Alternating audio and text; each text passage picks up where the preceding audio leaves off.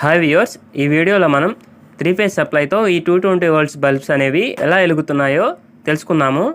చూడండి, ఆర్ లైన్ని బల్బ్ 1కి కనెక్ట్ చేశాను, వై లైన్ని బల్బ్ 2కి కనెక్ట్ చేశాను, అలాగే బి లైన్ని బల్బ్ 3కి కనెక్ట్ చేశాను. ఈ బ్లాక్ కలర్ కేబుల్స్ వచ్చేసి బల్బ్ 3 యొక్క ఎండు మరియు బల్బ్ 2 యొక్క ఎండు, అలాగే బల్బ్ 1 యొక్క ఎండ్, ఈ 3 ఎండ్స్ని ఒకటిగా జాయిన్ చేశాను.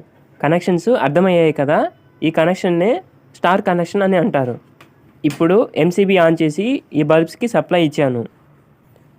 అలాగే మల్టీమీటర్తో వోల్టేజ్ చెక్ చేసి చూపిస్తాను చూడండి.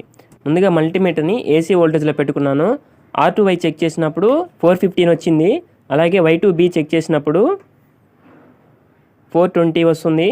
అలాగే B2R చెక్ చేసినప్పుడు 418 వోల్ట్స్ వచ్చింది. Okay viewers, 3 phase సప్లైతో